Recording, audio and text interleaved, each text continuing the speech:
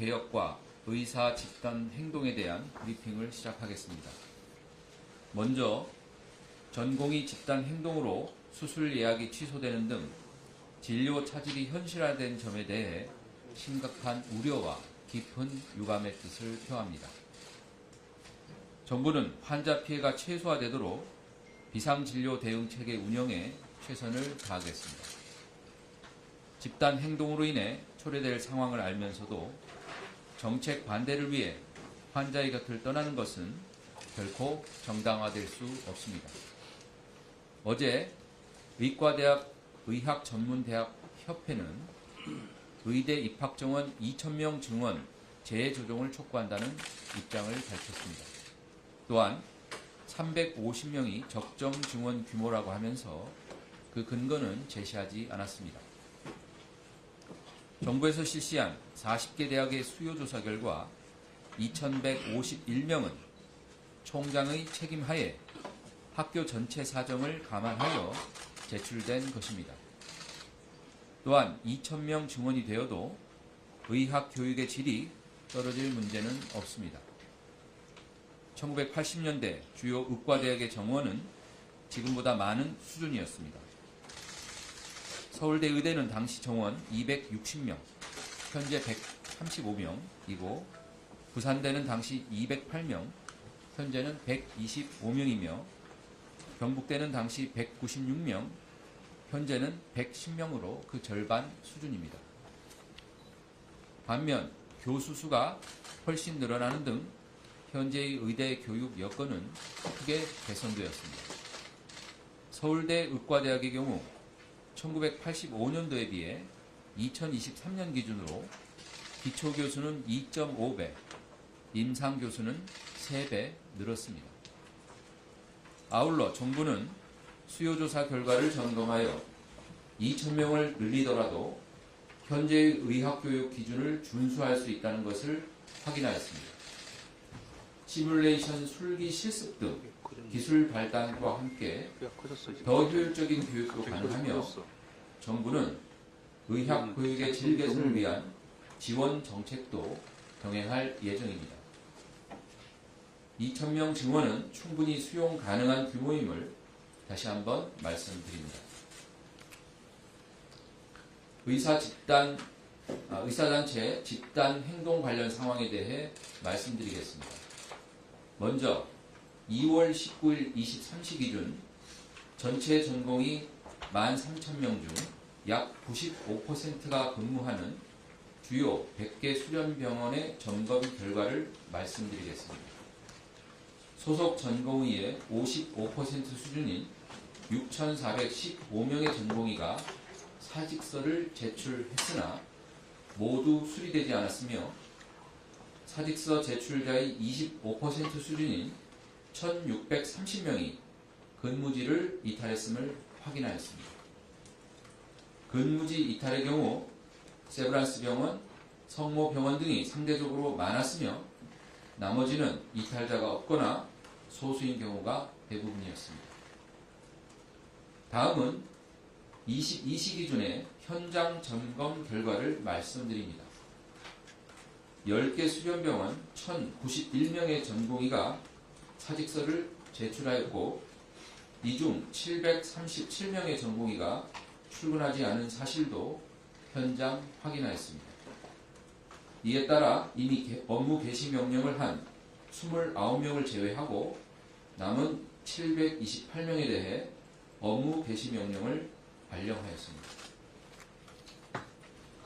의사 집단행동 피해신고 지원센터를 통해 의사 집단행동으로 인한 국민의 피해 사례도 확인되고 있습니다. 19일 18시 기준 접수된 총 34건의 피해 상담 사례 중에 수술 취소는 25건, 진료 예약 취소는 4건, 진료 거절은 3건, 입원 지연은 2건이었습니다. 그 중에는 1년 전부터 예약된 자녀의 수술을 위해 보호자가 회사도 휴직하였으나 갑작스럽게 입원이 지연된 안타까운 사례도 있었습니다.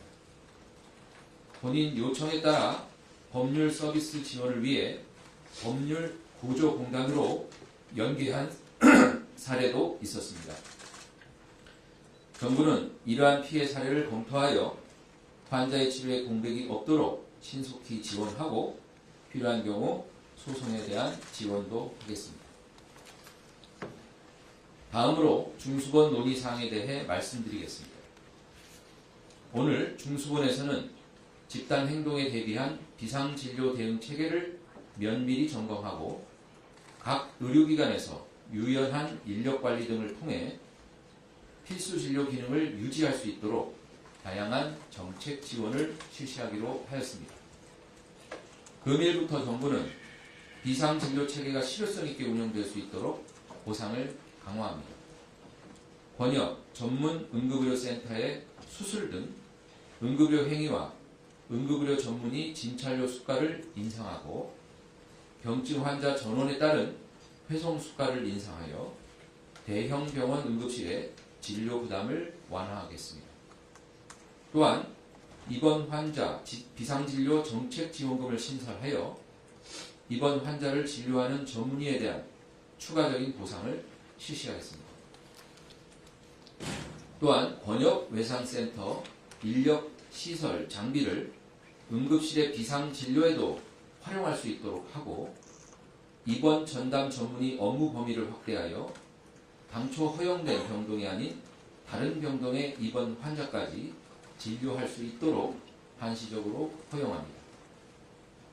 인턴이 필수 진료과에서 수련 중 응급실, 중환자실에 투입되더라도 해당 기간을 필수 진료과 수련으로 인정하는 등 수련 이수 기준을 완화합니다. 다음으로 정책에 대한 정확한 설명과 이와 관련된 정부 입장을 말씀드리겠습니다. 가장 급격한 고령화를 겪는 우리나라는 의대 증원이 시급합니다. 의사단체는 인구가 줄어 의사를 늘릴 필요가 없다고 주장하지만 사실이 아닙니다. 지난 10년간 우리나라 65세 이상 인구의 연평균 증가율은 4.4%로 OECD 평균 2.6%, 독일의 1.0%, 프랑스의 2.6%, 일본 2.2%에 비해 훨씬 높은 수준입니다. 의료 이용량이 높은 고령층이 급격히 증가하고 있는 것입니다. 65세 이상 1인당 입원 일수는 20대의 17.6배, 30대의 12.1배에 달합니다. 2035년 65세 이상 인구 수는 현재보다 70% 늘어날 것으로 예측되며 그 결과 2035년의 입원 일수는 45%, 외래 일수는 13% 증가할 것으로 예측됩니다. 의사도 고령화되어 젊은 의사는 줄고 은퇴 의사가 증가합니다. 2035년에 20세 이상 의사 비중은 현재 대비 절반으로 줄고 65세 이상 의사 비중은 2배 수준으로 증가해 2035년에는 전체 의사의 30%가 65세 이상이 될 것입니다. 또한 숙련된 진료를 할 수 있는 40세 이상 65세 미만의 의사 비중도 점점 줄어 2035년이 지나면 현재의 절반 이하가 됩니다. 수요는 급격히 늘고 공급은 줄어들기 때문에 지금의 인력으로는 늘어나는 의료 수요를 감당할 수 없습니다. 2,000명 증원은 고령화로 인한 의료 수요 증가와 공급 감소를 고려한 결과입니다. 급격한 고령화 속도를 고려한다면 의대 증원은 더 이상 늦출 수 없습니다. 전공의 여러분께 호소드립니다. 환자 곁으로 돌아가 주시기 바랍니다. 지금도 늦지 않았습니다. 여러분의 뜻을 표현하기 위해 환자의 생명을 위태롭게 하는 일은 정말로 해서는 안 되는 일입니다. 정부의 명령을 회피하고 법적 제재를 피하는 법률 공부에 열을 올릴 때가 아니라 여러분이 배운 의술로 사람을 살리는 일을 해야 할 때입니다. 의대 정원이 증원되더라도 앞으로 늘어날 의료 수요를 생각하면 여러분이 할 일이 너무나 많습니다. 다시 말씀드립니다. 여러분의 자리로 돌아가 주시기 바랍니다. 함께 의료 현장의 문제를 해결해 나가기를 촉구합니다. 국민 여러분께 말씀드립니다. 최근 의사 집단 행동으로 인한 불안과 우려가 있으신 점을 잘 알고 있습니다. 정부는 어떠한 경우에도 국민의 생명과 건강을 지킬 수 있도록 철저히 대비해 나가겠습니다. 대형 병원의 중증 응급진료 기능을 유지하는 데 정책의 최우선 목표를 두고 비상진료 대응체계를 정비해 중증 환자가 치료받지 못하는 일이 생기지 않도록 최선을 다하겠습니다. 집단 행동으로 인해 중증 수술 연기 등 피해 상황이 발생한 경우에는 국번 없이 119로 전화해 주시면 충분히 상담해 드리고 필요한 법률 서비스도 연계해 드리겠습니다. 정부는 국민들께서 불안해하지 않으시도록 진료 공백 방지에 최우선 목표를 두고 범정부적 역량을 총결집해 대응할 것입니다. 국민 보건을 위한 의료개혁 완수를 위해 국민만 바라보고 흔들림 없이 가겠습니다.